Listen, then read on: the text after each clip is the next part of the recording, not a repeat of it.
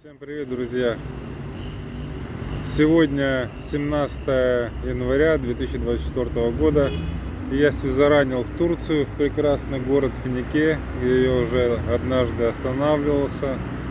Отличный город, но, к сожалению, я здесь ненадолго. Завтра уже отправляюсь обратно в Хургаду. Хотел сказать насчет досмотра в аэропорту Хургады.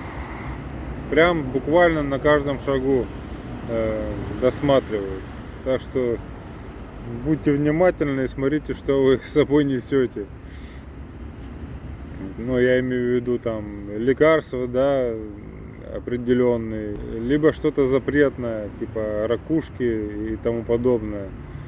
Возможно, там, если ты в магазине купил и у тебя есть чек на эти ракушки всякие морские, то, наверное, нет проблем. Вот. Но с лекарствами нужно быть внимательным. Какие-то лекарства вывозить строго запрещено. На каждом шагу была проверка в аэропорту Хургады. И через турникеты раздеваешься, снимаешь куртку, обувь, кепку. Паспорт на каждом шагу перед турникетом, после турникета, одному человеку, второму человеку. Турникет я раздевался 2 раза. На втором турникете меня подошел работник, отвел меня к другому монитору, сказал: поднимай руки и крутись вокруг себя. Ну, я встал, обернулся, говорит: нет, давай еще раз. Еще раз повернулся, руки опустил. Он говорит: еще раз. Короче, 3 раза я поворачивался, посмотрел, все нормально, отпустили. Буквально сразу после него на выходе еще 2 человека сидит. Сначала к одному слева подходишь, он там бумажку какую-то достает, говорит: открывай рюкзак. Я открыл рюкзак, он поводил этой бумажкой.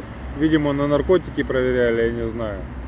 Вот. И уже второй человек поставил печать, и я уже зашел в основной зал, где... Ну, в зал ожидания, короче. Где duty free, всякие сувениры, сумки. В общем, там можно разгуляться, посмотреть. И когда, ну, просто так сидеть мне было скучно, я просто ходил по аэропорту, смотрел, что там есть. На цены посмотрел duty free.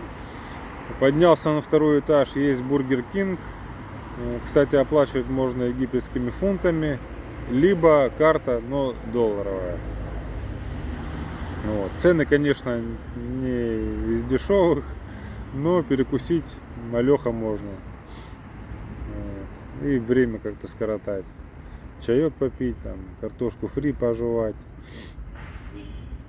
Сюда приехал, в Турцию. Меня тоже на паспортном контроле попросили пройти в отдел полиции. Там при аэропорте отдел полиции есть. Завели туда, там сидело уже несколько человек. Ну, в принципе, достаточно быстро меня проверили паспорт и отпустили. Ничего не сказали.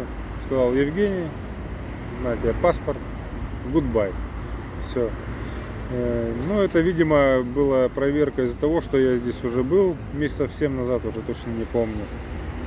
И какие-то у них проверки идут сейчас. Вот. Неожиданно для меня было и в аэропорту Хургады, и в аэропорту Анталии. Так прям везде очень тщательно проверяют. Первая причина, что я сюда прилетел, это, конечно, визаран. А вторая, я разблокировал онлайн-кабинет в Акифбанка. И у кого тоже случилась такая же проблема с блокировкой кабинета. Я просто вводил свой правильный пароль, но почему-то меня заблокировали. Вот. Неизвестная причина. С помощью друзей в Турции я не смог разблокировать. Даже жена прилетала сюда за вещами забирать. Сходила в банк, ей тоже сказали только мое личное присутствие. Да, я заехал, сделали очень все быстро, разблокировали, там отправили код через смс, ввел логин. Она мне написала, говорит: это самое важное, что надо запомнить, это цифры логина. Вот. Я сфоткал и записал на всякий случай.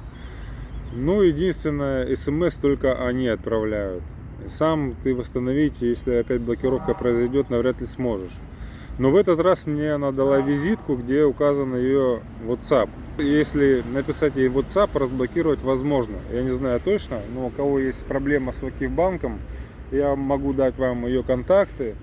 Напишите, спросите, а вдруг. Просто если звонить в банк, это очень дорого. Я попытался, у меня ничего не получилось, только отняли очень много денег. Вот, там, пока этот робот проговорил. И так я не дозвонился никуда. С помощью писем тоже никуда не смог дописаться. Вот, ну, надеюсь, с блокировкой больше таких проблем не будет. А если и будет, то эта визитка с WhatsApp данного работника меня выручит. И вас тоже. Так что кому надо, пишите, дам вам контакты. Все, завтра 18 число, 18 января. Возвращаюсь в Хургаду. Еще есть дела там незаконченные. Ну, вообще мне Хургада очень нравится. Хочу там подольше задержаться. В Турции тоже очень достаточно мило. Хороший, красивый городок. И есть еще очень много красивых городов, в которых хотелось бы побывать, но, к сожалению, пока не получается. Ну, говорю, мне на данный момент веселее находиться в Египте. Что там дальше будет, куда нас занесет, пока неизвестно. Пока сидим в Хургаде. Вот, в принципе, и все, что я вам хотел сказать. До новых встреч. Пока-пока.